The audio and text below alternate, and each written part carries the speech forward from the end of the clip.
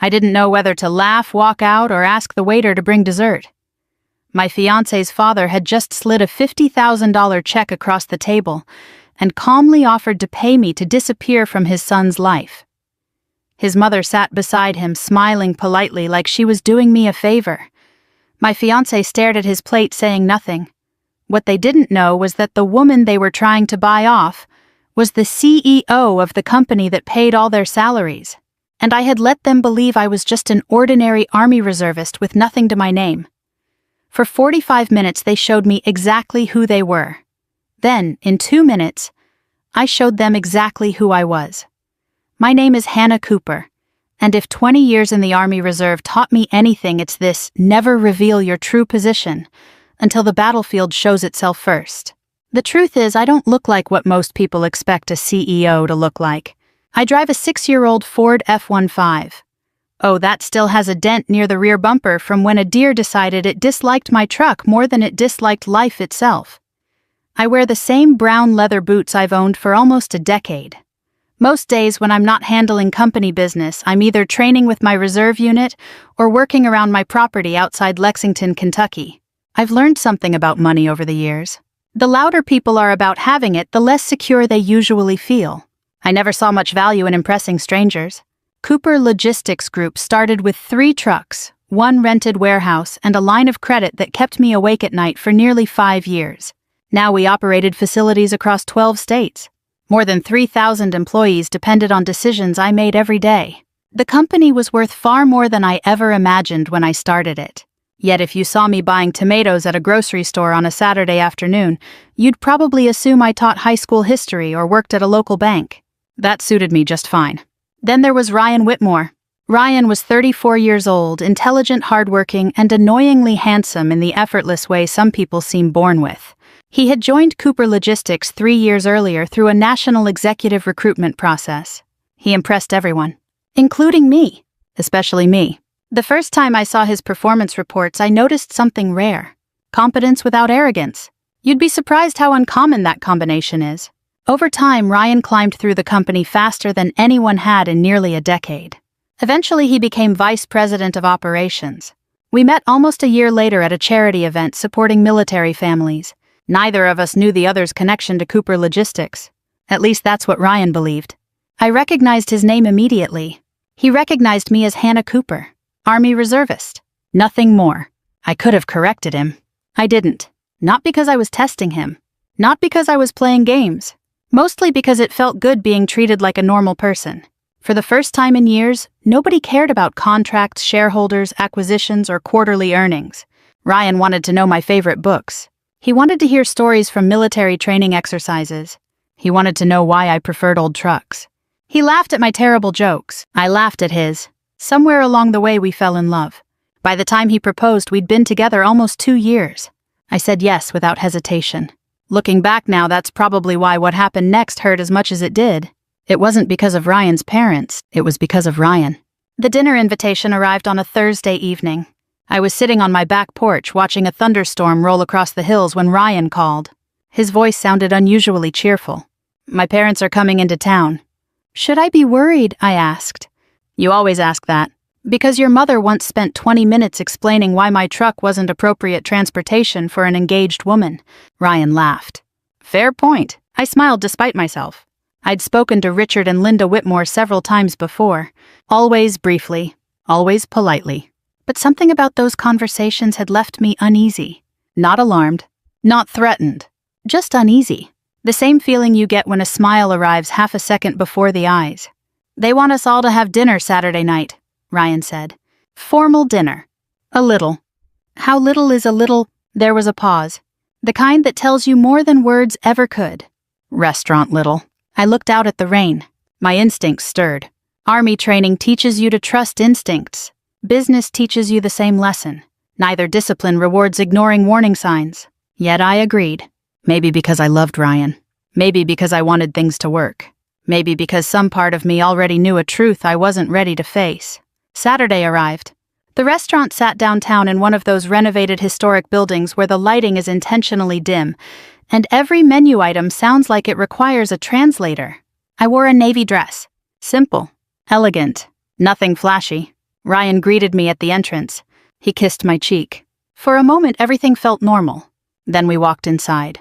Richard Whitmore stood as we approached. Tall, silver-haired. Perfect suit. Perfect smile. Linda rose beside him. Equally polished. Equally perfect. People often think hostility announces itself loudly. In reality, it usually arrives wrapped in manners. The first 20 minutes were pleasant enough. Questions about the Army Reserve. Questions about my family. Questions about where Ryan and I plan to live. Then the conversation began shifting. Subtly at first. Richard asked what military reservists earned. Linda asked whether I planned to keep serving after marriage. Ryan changed the subject twice. Each time his parents quietly steered it back. I noticed. Ryan noticed too, but he didn't stop them. That bothered me more than I wanted to admit. Dinner arrived. The questions continued. Retirement. Savings. Career plans. Future children. I answered politely. Patiently. Calmly. The same way I'd handled difficult board meetings for years. And all the while I kept watching Ryan. Waiting. Hoping. Expecting him to say something. Anything. He never did. By the time our entrees were nearly finished, a strange certainty settled over me. This dinner wasn't a family gathering. It was an evaluation. And I already knew my score. Then Richard reached into his jacket. He pulled out a thick cream-colored envelope. The room suddenly felt smaller. He placed it carefully in front of me. Linda folded her hands. Ryan looked down. Not at me. Not at his parents. At the table. That was when my heart sank. Because for the first time all evening, I realized he might already know what was coming. Richard cleared his throat. Hannah, he said gently, before you marry my son, there are a few things we need to discuss. The interesting thing about an ambush is that the people setting it up usually assume they're the only ones who understand what's happening. That's what Richard Whitmore believed as he slid the envelope toward me. He thought he was controlling the room. He thought he was dictating the conversation. Most importantly, he thought he already knew who I was. I kept my hands folded in my lap and looked at the envelope without touching it. The restaurant noise seemed farther away than before. Glasses clinked somewhere behind us. A waiter walked past carrying a tray of wine. Nobody at our table moved. Richard's expression remained calm, practiced. The expression of a man who'd rehearsed this moment. Hannah, he said, please understand this isn't personal. I've heard that sentence in business negotiations for 20 years. Whenever someone says something isn't personal, they're usually preparing to make it very personal. Linda offered a sympathetic smile. The kind people wear when they're about to hurt someone and want credit for feeling bad about it. We care about Ryan very much, she said. I glanced at Ryan. His shoulders were tense. His jaw was tight. But he still wasn't speaking. I felt a quiet ache settle somewhere deep in my chest. Not anger. Not yet. Disappointment. Which is usually worse. Richard tapped the envelope lightly. You should open it. I finally reached forward. The paper felt expensive. Heavy. Inside was a cashier's check. $50,000. Beneath it sat several pages of legal documents. I skimmed the first page. The wording was surprisingly direct. In exchange for accepting the payment, I would voluntarily end my engagement to Ryan and agree not to pursue further contact. For a moment, I honestly thought I might laugh. Instead, I carefully set the papers back on the table. Nobody spoke. Then I looked at Richard. You're offering me money to leave your son. Yes. At least he was honest. I can respect honesty. Even ugly honesty. Linda leaned slightly forward. We think it's best for everyone. I nodded slowly. And why exactly is that? Richard folded his hands.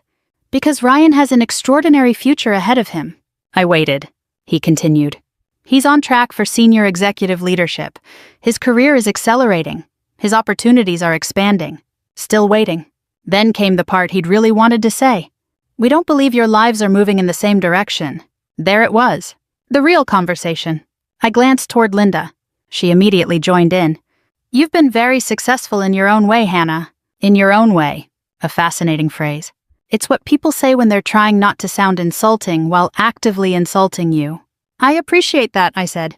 Of course, she continued. Military reserve service is admirable, truly. But Ryan's world is changing. I watched Ryan, still silent, still looking uncomfortable, still saying nothing. Richard spoke again. Marriage is difficult enough without financial imbalance.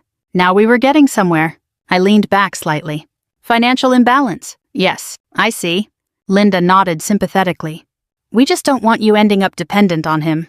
The irony nearly broke me. Not because it was funny. Because it wasn't. It was sad. 3,000 employees. 12-state logistics network. Hundreds of millions in company value.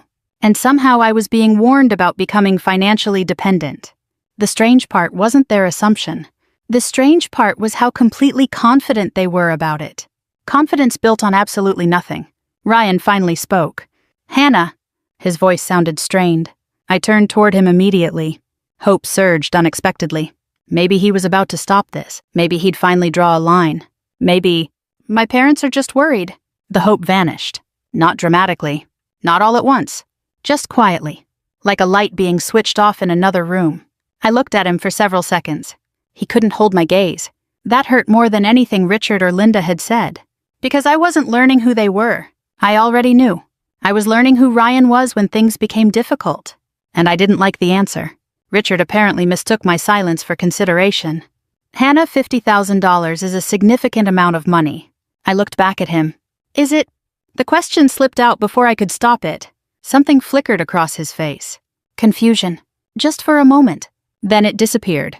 "It's enough to help you start over." Linda nodded. "You could buy a home." I almost smiled. I already owned 3. Instead, I asked a different question. "How long have you been planning this?" Neither of them answered immediately. That told me everything. Weeks. Possibly months. Maybe longer. Richard eventually cleared his throat. "We've spent considerable time thinking about what's best for our son." There it was again. That certainty. That belief that love could be measured on a spreadsheet. That people could be evaluated like investment portfolios. The conversation reminded me of executive meetings I'd attended years earlier.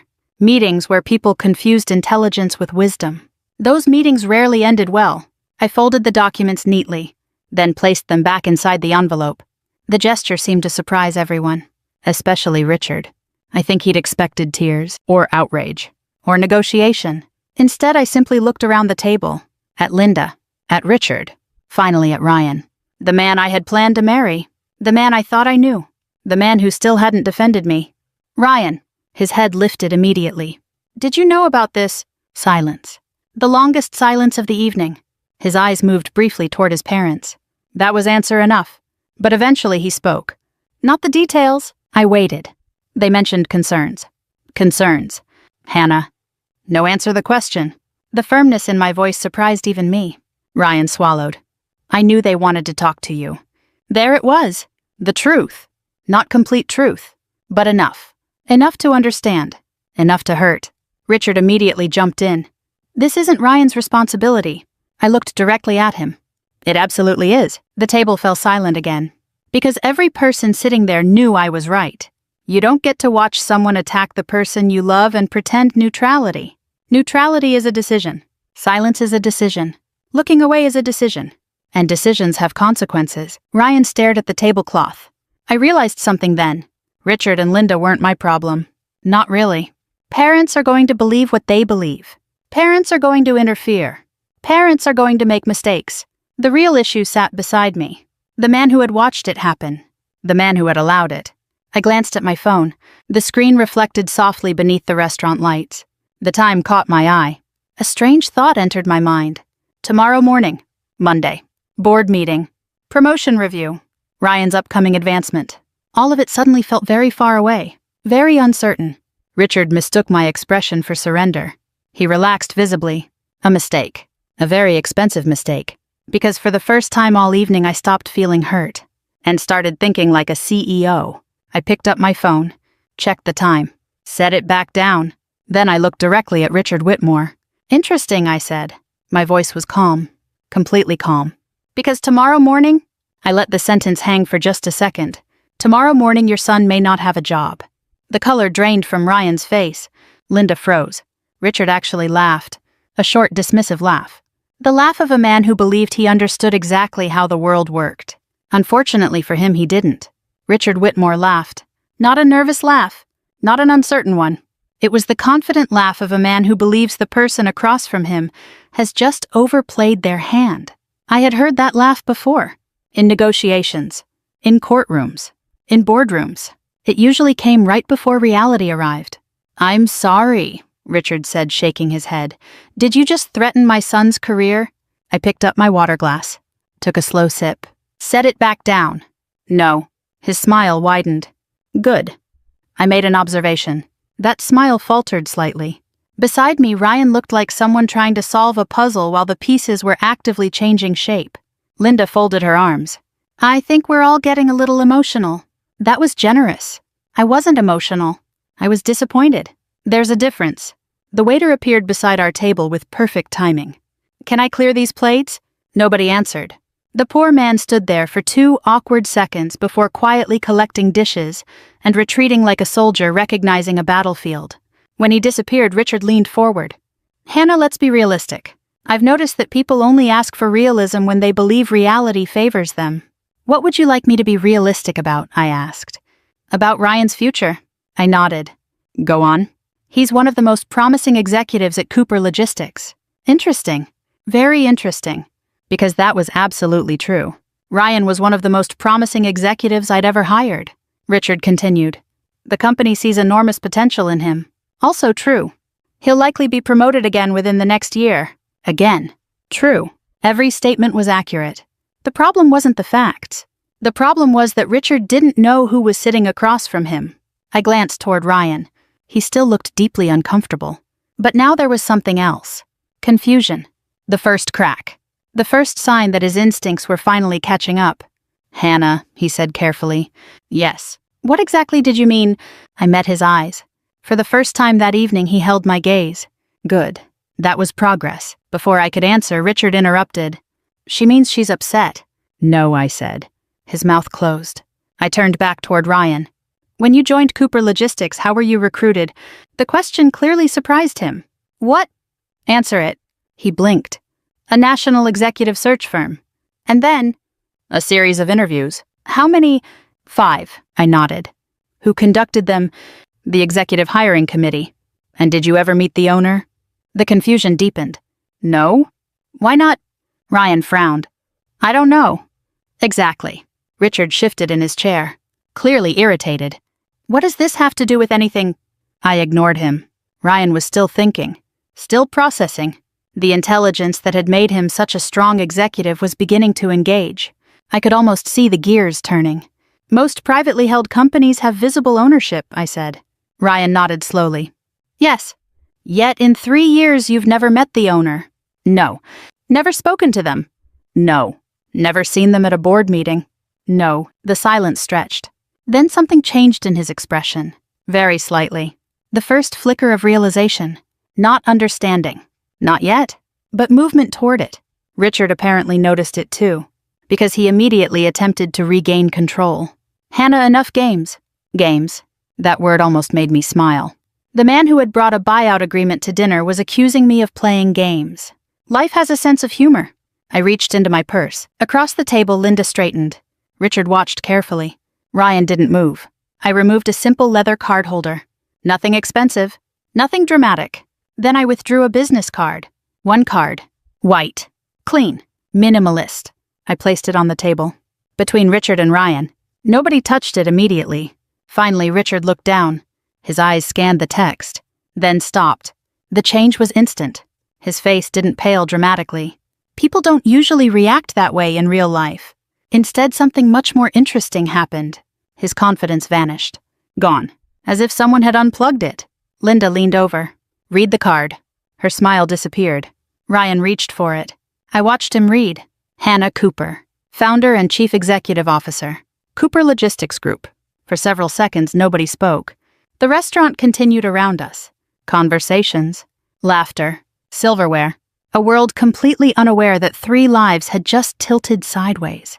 Ryan read the card again. Then a 3rd time. Hannah. His voice barely worked. I nodded. Yes. You own Cooper Logistics. Yes. The word landed heavily. Simple. Direct. Impossible to misunderstand. Richard immediately recovered enough to speak. That's ridiculous. I looked at him. Is it? Anyone can print a business card. Fair point. Actually, a very fair point. Which was why I'd anticipated it. My phone vibrated. Exactly on schedule. I glanced down, then smiled slightly. Perfect timing. Ryan's phone rang 1 second later. Everyone looked at it. The caller ID displayed a familiar name. Michael Avery, chairman of the board. Ryan stared at the screen, then slowly answered. Hello. I listened quietly. The voice coming through the speaker was faint but audible. Ryan, sorry to call on a weekend. Ryan looked at me, then back toward the table. That's okay. I wanted to confirm Monday's agenda. His voice sounded cautious. Professional. Then Michael continued. And Ms. Cooper asked me to let you know that any executive promotion discussions will be postponed until further notice. Silence. Total silence. Ryan's eyes widened. Michael wasn't finished. Obviously, her personal circumstances come first. Personal circumstances, a very diplomatic phrase. The chairman of the board had always been good at diplomacy. Ryan swallowed. Michael, the chairman paused, then asked the question that finished everything. Is Hannah okay?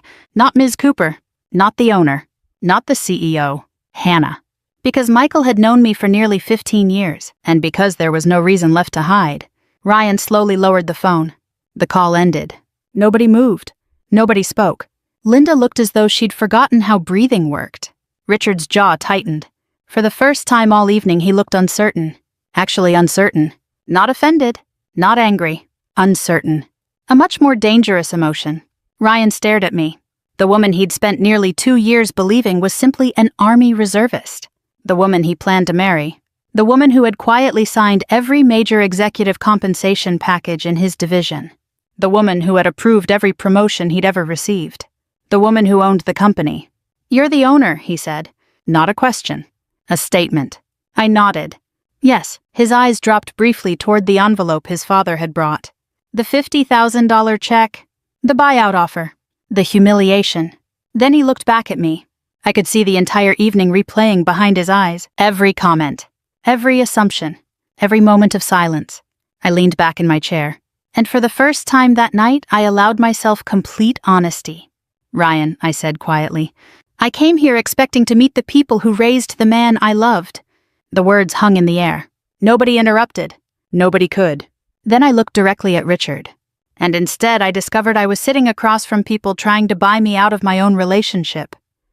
The silence that followed felt endless. And somehow I knew the worst part of the evening hadn't even started yet. There are moments in life when a room becomes so quiet that you can actually hear people thinking. This was one of those moments. Nobody touched the envelope anymore. The $50,000 check sat where Richard had placed it, looking smaller now. Much smaller. Funny how money loses its power when the wrong person offers it to the wrong woman. Ryan kept staring at me. Not because he was angry.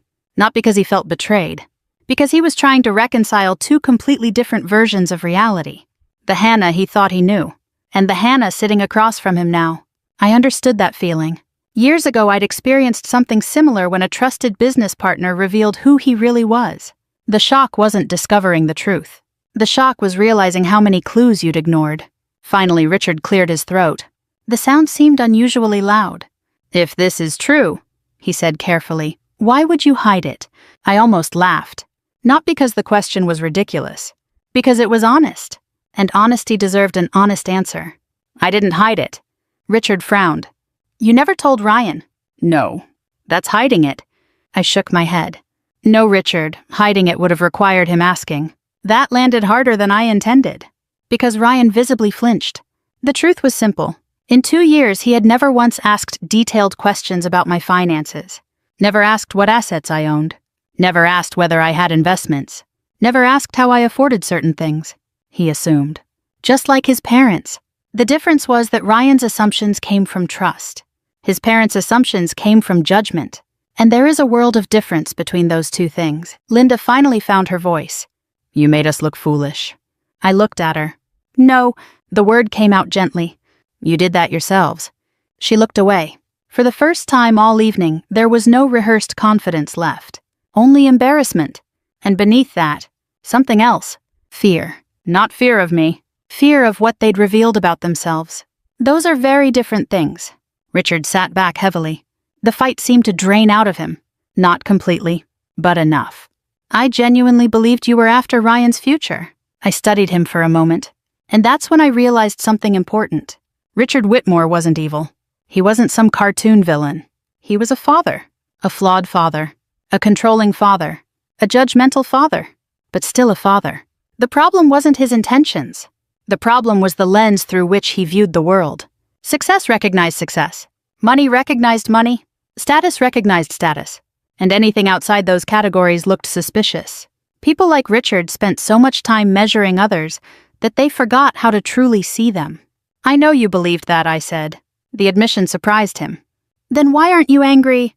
I considered the question, then answered honestly, "Because I stopped being angry about 20 minutes ago." His brow furrowed. "What changed?" I looked toward Ryan. Perspective. Nobody spoke, especially Ryan, because I think he already knew where this conversation was heading, and he didn't want to hear it. Unfortunately, neither did I. But some truths become unavoidable. The army teaches you something valuable. You can ignore reality. Reality doesn't care. It arrives anyway. I folded my hands, then turned fully toward Ryan. His eyes met mine immediately. There was pain there now. Real pain. Not embarrassment. Not professional panic. Personal pain. The kind that comes when someone you love is about to tell you something difficult. "Hannah." I raised a hand gently. "Let me finish." He nodded. I took a slow breath, then spoke. "I wasn't testing your parents tonight." Confusion crossed his face. I continued. "Not really." The restaurant seemed to fade away again. Everything narrowed to the 4 people at that table. The 4 people whose lives had become tangled together. "The truth is," I said quietly, "I already knew who your parents were." Richard looked surprised. Linda looked offended. Ryan looked confused. I kept going. Maybe not every detail, but enough. I glanced at Richard. The comments about military service. At Linda. The assumptions about income. Back to Ryan. The pressure. Then I lowered my voice. "I knew all of that existed before tonight." Ryan stared at me. "Then why come?" That was the question. The real question. The question sitting underneath everything else. Why walk into a situation you know might hurt? Why willingly step onto a battlefield?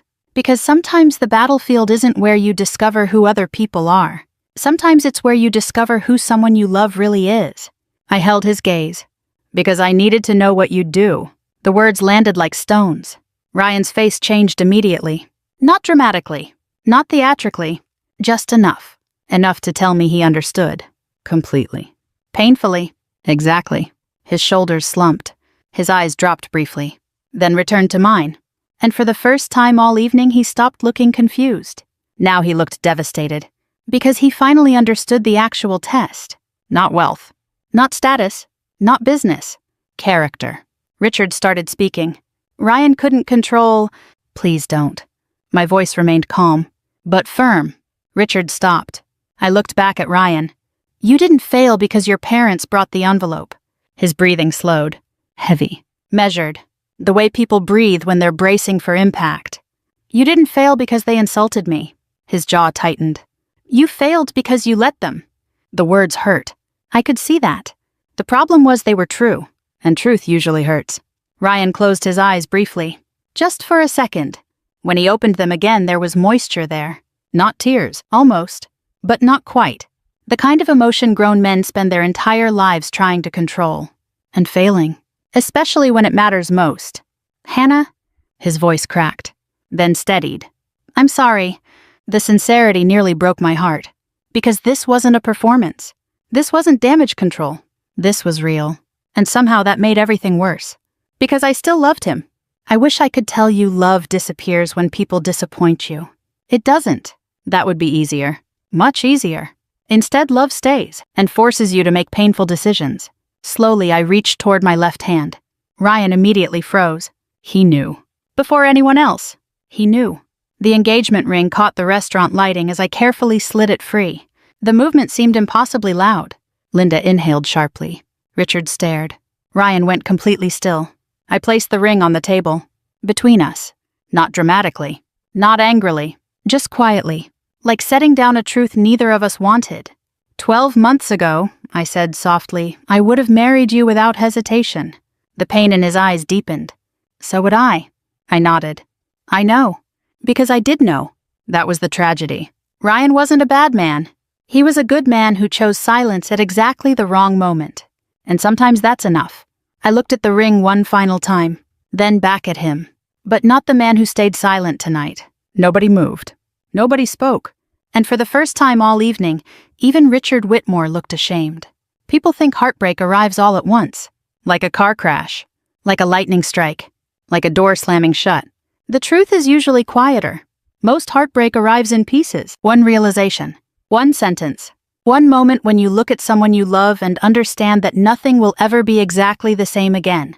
The engagement ring sat between Ryan and me, a small circle of gold. 2 years of memories reduced to an object no larger than a quarter. Nobody touched it. Nobody seemed willing to breathe too loudly around it. For several seconds, the entire table remained frozen. Then something unexpected happened. Ryan stood up. Not abruptly, not angrily, slowly, like a man carrying something heavy. I watched him push his chair back. Richard immediately straightened. Ryan, his voice carried a warning.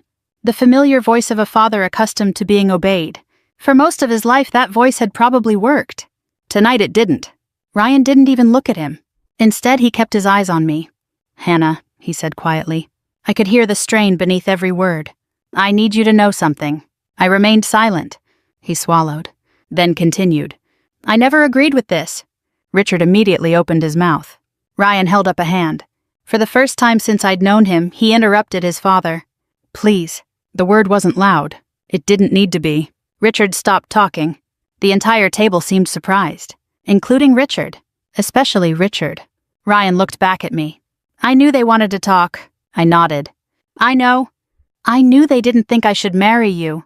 Another nod. I know. His eyes closed briefly. The shame was visible now. Not hidden. Not managed. Visible. But I told myself it would work itself out. That sentence hurt because it sounded so human. Not malicious. Not cruel.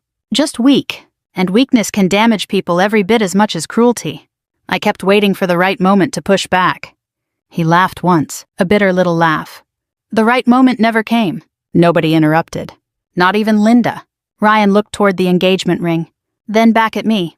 I thought avoiding conflict made me a good person. The words hung there. Heavy. Honest. I thought keeping everyone happy was maturity. His voice dropped. I was wrong.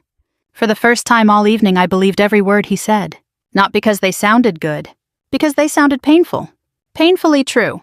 Richard finally stood. Ryan, enough. Ryan turned. And I watched something happen that probably should have happened years earlier. A son became his own man. Not dramatically. Not perfectly. Just finally. No, the word stunned both parents. Linda blinked. Richard stared. Ryan continued. You don't get to decide when enough is enough. The silence that followed felt enormous. I don't think Richard Whitmore had heard that word from his son very often. Maybe never. You manipulated this entire situation. Richard's jaw tightened. I was protecting you. No? Ryan shook his head. You were controlling me. Linda looked horrified. Ryan, he turned toward her. You too, Mom. Her face crumpled. Not theatrically. Genuinely. The kind of expression people wear when a truth finally reaches them. Ryan rubbed both hands across his face. Suddenly he looked exhausted. Older. As though the evening had added 10 years to his life. Then he looked back at me. And everything else disappeared again. Just the two of us. The way it had been before the restaurant. Before the envelope. Before the silence. I love you. The words came quietly. Simply.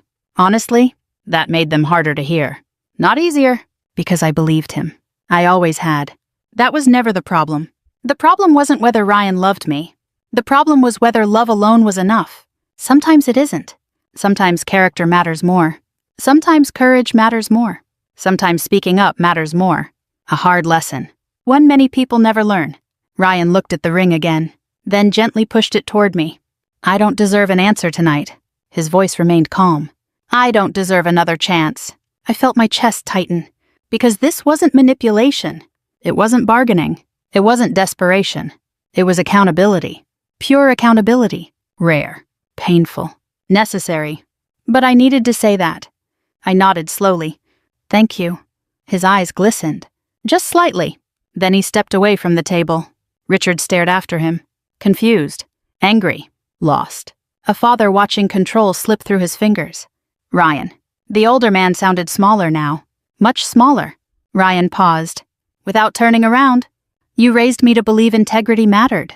Richard said nothing. You spent my whole childhood talking about honor. Still nothing. You told me character is what you do when nobody's watching. The restaurant seemed impossibly quiet. Ryan finally looked back. And then tonight I watched both of you ignore every lesson you taught me. Linda began crying softly. Richard looked away. For once there was no response. Because there wasn't one. Not a good one. Not an honest one. Ryan gave them a long look. The kind of look people give when something important ends. Then he left. Just walked away. No dramatic exit. No slammed doors. No shouting. Just gone. The chair remained empty. The space he left behind somehow felt larger than the entire restaurant. For several minutes nobody spoke. Eventually Richard sat down. Slowly. He looked older. Not physically. Emotionally. Like a man forced to confront himself. I thought I was helping him. The sentence barely rose above a whisper. I believed that too. That was the tragedy. People rarely damage their families because they hate them. Usually they damage them because they love them badly. There is a difference. A very expensive difference. Linda wiped her eyes. I don't know how we got here. I looked at her. Then at Richard. Finally at the envelope. The check. The contract. The assumptions. The judgments. The silence. All of it. And suddenly I felt tired. Not angry. Not victorious. Just tired. I think you got here, I said gently, the same way most families do. They looked at me, one small decision at a time. Neither of them answered, because they knew. They knew exactly what I meant. I stood, picked up my purse, left the ring where it was. The future was no longer something either of us could decide tonight. Some things require time, growth, distance, truth. As I turned toward the exit, Richard spoke. Hannah. I stopped, not because I owed him anything, because I wanted to hear it. I'm sorry. The apology sounded genuine. Finally, painfully, genuine. I nodded once, then walked away. 2 months passed. 2 long months, no calls, no meetings, no attempts to change my mind. Ryan respected the distance. That mattered. More than he probably realized. Then one afternoon my assistant informed me that someone was waiting downstairs. No appointment, no demand, just a request. Ryan. I found him sitting in the lobby. Different somehow. Not physically. Internally. The same way a tree looks after surviving a storm. Still standing. But changed. When he saw me, he stood. Neither of us spoke immediately. Then he smiled. Small. Nervous. Real. I don't want anything, he said. No. He shook his head. I came to apologize properly. And in that moment I realized something. The dinner hadn't destroyed him. It had transformed him. The man sitting in front of me wasn't the man who stayed silent at that table. He had finally become someone else. Someone better. Someone stronger. Maybe for the first time in his life.